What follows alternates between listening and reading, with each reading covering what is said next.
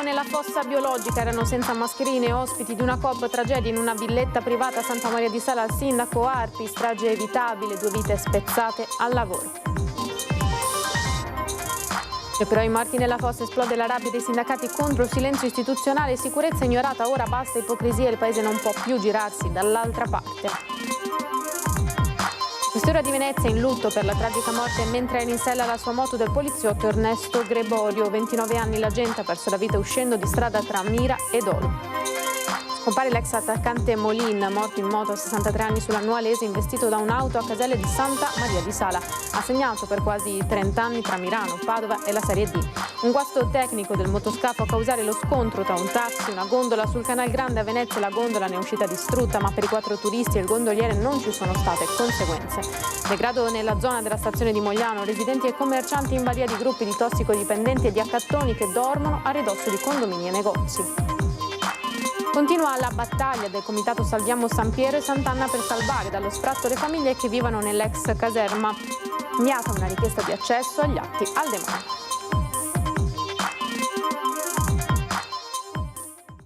Buonasera, bentrovate e bentrovati, edizione di Venezia dei nostri telegiornali. Cominciamo con le notizie, la cronaca in primo piano. 2 operai sono morti in una fossa biologica, la tragedia questa mattina a Santa Maria di Sala, il sindaco Arpi sul posto, una tragedia evitabile. Doppio incidente mortale sul lavoro, a perdere la vita 2 operai di origine egiziana, Mustafa Abdu, 22 anni il prossimo mese, e Mahmoud Hamad, 40 anni a ottobre. Una morte orribile e dalle cause ancora in fase di definizione. I 2 operai con permesso di soggiorno provvisorio datato maggio 2025 erano venuti in Italia in cerca di un futuro. Hanno trovato la morte dentro una fossa biologica. La tragedia a Veternigo di Santa Maria di Sala, in questa villetta al civico 62 di Via Desman, da aprile acquistata da una famiglia di origine moldava con la proprietaria classe 1983, risultata insoddisfatta dei lavori di bonifica delle fosse biologiche effettuati da una ditta di rivale di Pianiga. Ditta che per porre rimedio alla vicenda per la pulizia delle fosse si era rivolta in subappalto ad una seconda azienda, stavolta di Malcontenta, da cui dipendevano i 2 operai defunti. Sembra che 2 operatori nella messa a regime di una biologica di una residente privato, nelle operazioni di rimozione della parte solida, sono rimasti così intrappolati, avendo inalato dei fumi che gli hanno fatti svenire e poi sono venuti a mancare. Secondo una prima ricostruzione, il primo dei 2 sarebbe scivolato, caduto nella fossa mentre stava effettuando i lavori di manutenzione. Il secondo, nel disperato tentativo di salvarlo, sarebbe stato sopraffatto dal gas e dalle esalazioni tossiche, svenendo e finendo a sua volta dentro la vasca. Entrambi sarebbero morti per asfissia. Come vedete appunto l'area adesso è interdetta, stanno facendo le verifiche del caso il PM e i carabinieri a stazione di Milano insieme con i pompieri. Sul posto anche il SUEM 118 e i tecnici dello Spisal per ricostruire l'esatta dinamica e verificare eventuali responsabilità penali e amministrative. Indagini in corso anche per accertare se 2 operai fossero stati assunti regolarmente e dotati dei dispositivi di protezione individuale. Dai primi rilievi pare fossero privi di mascherine o sistemi di sicurezza.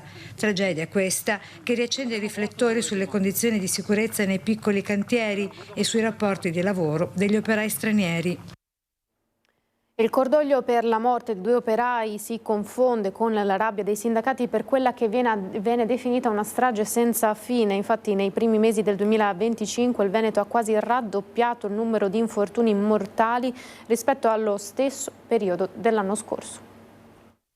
Continua una strage nella provincia di Venezia, ancora una volta andranno accertate le cause, ma è innegabile che ci sono 2 ragazzi morti sul lavoro, quindi servono più investimenti in formazione, in prevenzione, in repressione per chi non rispetta le norme. La nostra provincia è in cima alle classifiche, ma classifiche mortali appunto di quelle sui morti per il lavoro. Servono interventi forti e la politica deve decidere da che parte stare.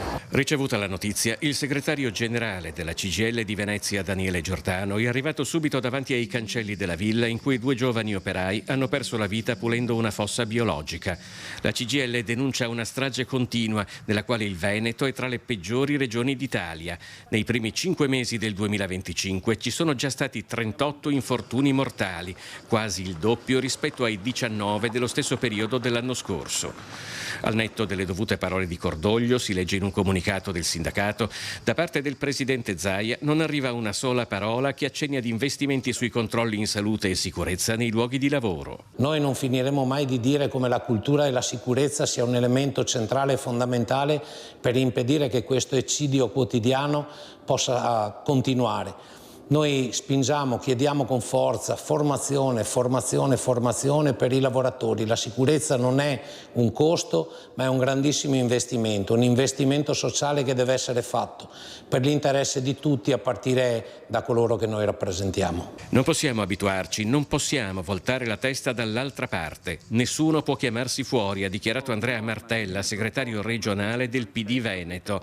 Come Partito Democratico ci impegniamo a farne una priorità assoluta nei prossimi mesi, anche nella sfida per il futuro del Veneto. Ogni vita che si spezza sul lavoro è una sconfitta dello Stato, delle istituzioni, di tutti noi. Per il senatore veneziano Raffaele Speranzon, vice capogruppo vicario di Fratelli d'Italia a Palazzo Madama, è doveroso fare piena luce su quanto accaduto, accertare eventuali responsabilità e continuare con determinazione a investire in prevenzione e formazione per evitare che simili drammi si ripetano. 2 ragazzi hanno perso la vita, non è uno scherzo, 2 ragazzi hanno perso la vita, ma c'è chi controlla, c'è chi gli ha dato gli strumenti, c'è chi vigila nel loro modo di fare, così non si può più andare avanti perché qualcuno deve prendersi le responsabilità. Questa mattanza deve finire. Così dunque dal veneziano e del lutto alla questura di Venezia invece per la scomparsa a 29 anni di Ernesto Greborio in servizio all'ufficio prevenzione generale e soccorso pubblico. Il giovane ha perso la vita uscendo di strada in moto tra Mira e Dolo. Si è interrotta drammaticamente a 29 anni mentre viaggiava in moto tra Mira e Dolo la vita di Ernesto Greborio, originario di Palermo. Da tempo viveva nel veneziano per motivi di lavoro. Era un agente di polizia in servizio all'ufficio prevenzione generale e soccorso pubblico della questura. Sulle cause che hanno portato il giovane ad uscire di strada ora indagano i carabinieri di Mira. La dinamica è da accertare, ma pare che l'incidente sia avvenuto attorno alla mezzanotte e nel sinistro non sarebbero stati coinvolti altri mezzi. Si tratterebbe quindi di un'uscita di strada autonoma. Di certo comunque c'è solo che i tentativi di soccorso prestati al 29enne dai sanitari del 118 si sono rivelati drammaticamente vani. Greborio stava raggiungendo un collega e sarebbe stato quest'ultimo a lanciare l'allarme non vedendolo arrivare. Oggi è il momento del lutto e del cordoglio. Ernesto è descritto da chi lo ha conosciuto come un ragazzo solare e pieno di vita, una vita interrotta drammaticamente percorrendo in moto via Nazionale. Ed è ancora da definire la data dei funerali di Andrea Molin, 63 anni, ex bomber del calcio dilettantistico veneto fra gli anni 80 e 90. Ieri l'incidente in moto a Casale di Santa Maria di Sala che gli è stato fatale. Nel finale un rigore trasformato da Molin riaccende le speranze degli ospiti. Resta comunque soltanto un fuoco di paglia. Eccolo Andrea Molin con la maglia blugranata della Luparense con numero 8 in una delle sue prodezze, mentre su rigore trafiggeva il Treviso di Pillon dal dischetto. Correva l'anno 1994, come riportato dagli archivi di Antenna 3. Domenica scorsa, 63 anni, ha perso tragicamente la vita in sella alla sua moto nello scontro fatale contro un'auto avvenuto a Caselle di Santa Maria di Sala, dove da Mira, dove era nato e cresciuto, risiedeva dal 2022. L'incidente ha scosso profondamente le comunità calcistiche locali, dove ha lasciato un segno indelebile sul campo e fuori. Ex bomber del calcio dilettantistico veneto, aveva militato anche nella Calvino Ale. Con noi si è comportato alla grande, faceva la differenza ed era un goleador. Ed era a livello spogliatoio e a livello compagnia era un grande ragazzo. Capace di far sognare i tifosi con le sue giocate e i suoi gol, le sue prodezze continuano a vivere nei ricordi di compagni, allenatori, avversari e tifosi che oggi lo piangono con affetto e commozione insieme al figlio Mattia, anche lui con la passione per il calcio. La data dei funerali non è stata ancora fissata. È stato alla grande e mi dispiace terribilmente quello che è successo. È stato un guasto tecnico del motoscafo a provocare lo scontro tra un taxi e una gondola sul Canal Grande a pochi passi dal ponte di Rialto. La gondola ne è uscita distrutta, ma per i 4 turisti e il gondoliere non ci sono state conseguenze. La velocità del taxi non era di certo elevata, anzi, ma l'impatto è stato comunque tale da mandare a fondo la gondola. A parte lo spavento, per i 4 turisti finiti in Canal Grande non ci sono state conseguenze. Una botta alla schiena ha invece portato il gondoliere all'ospedale civile per accertamenti. Erano le 17 di domenica quando l'incidente è avvenuto di fronte a centinaia di persone che si trovavano in riva del Vin e in riva del Carbon, a 2 passi dal ponte di Rialto. Il taxi voleva lasciare strada alla gondola, ma un guasto ha fatto sì che il motoscafo avanzasse invece di arrestarsi. Guasto meccanico, purtroppo, la rottura delle guaine dell'invertitore, è partita la marcia dell'imbarcazione, è stato constatato poi anche dalla polizia municipale, è ben intervenuto il sostituto rispettando le norme di sicurezza e aiutando l'amico gondoliere nel recuperare tutte le persone e portarle in salvataggio. Il sostituto tassista e il gondoliere peraltro si conoscono e si erano appena salutati. Manuel Tiffi, presidente dell'associazione Taxi Sostituti Venezia, sottolinea la correttezza del collega. Il guasto meccanico poteva succedere a chiunque e è stata rispettata la velocità di navigazione in quanto con il Barcavelox, tra l'altro con l'avvento del Barcavelox tutti rispettano i limiti di velocità, un guasto che purtroppo ha traumatizzato fortemente il sostituto ma che ha voluto fortemente appena successo anche richiedere i test antidroga e alcol appunto per togliere qualsiasi dubbio. Un ragazzo molto bravo che lavora bene, che lavora in sicurezza, i mezzi sono tutti sempre controllati e in piena manutenzione e ci auguriamo che non succeda più. Inevitabilmente la memoria di molti è tornata al 17 agosto 2013, quando a pochi metri più in là, verso il ponte di Rialto, il criminologo tedesco Joachim Vöckel perse la vita in gondola nello scontro con un vaporetto, una morte per la quale la famiglia si è recentemente vista riconoscere dalla Corte d'Appello di Venezia un risarcimento di oltre 4 milioni di euro. Da una settimana sui canali della città si corre molto meno. L'entrata in funzione di un esercito di Barcavelox nelle tratte più percorse sta dando risultati, ma il traffico rimane enorme, soprattutto a Rialto, e a volte la fatalità può essere dietro l'angolo. Ci spostiamo a Mogliano, il degrado nella zona della stazione. Residenti e commercianti sono in balia di gruppi di tossicodipendenti accattoni che dormono a ridosso di condomini e negozi. Diciamo che è un po' disastrosa rispetto a una volta. Questa ragazza lavora a 2 passi dalla stazione ferroviaria di Mogliano, luogo caldo, caldissimo della città, scenario di episodi più o meno gravi come l'accoltellamento di un 48enne lo scorso maggio che aveva portato più di qualcuno a chiedere l'istituzione della zona rossa. Ma in questi ultimi mesi a creare preoccupazione tra i residenti è la presenza di gruppi di tossicodipendenti, situazione che sembra aggravarsi nel fine settimana. Racconta un residente di essere stato aggredito verbalmente da alcuni di loro che spiega minacciano, insultano e importunano i passanti. Una situazione ormai insostenibile al punto che lui stesso è costretto ad accompagnare alla macchina gli amici che vanno a trovarlo per il timore che vengano avvicinati da queste persone.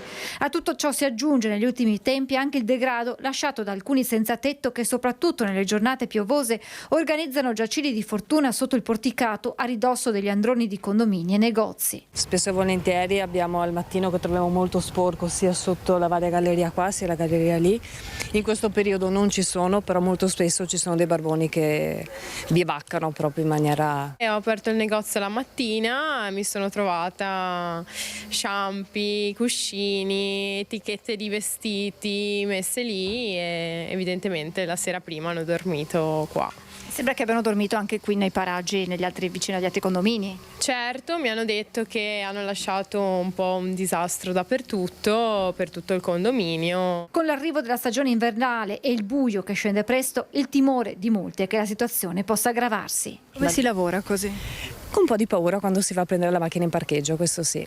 questo sì, quindi un pelino più di monitoraggio e di sicurezza ci vorrebbe forse. E speriamo che non sia sempre peggio, speriamo che qualcuno faccia qualcosa, ecco, per tutti. Ritorniamo a Venezia perché continua la battaglia del comitato Salviamo San Piero e Sant'Anna per salvare dallo sfratto le famiglie che vivono nell'ex caserma. Sono i luoghi dove i primi abitanti delle lagune sono arrivati per colonizzare questa città.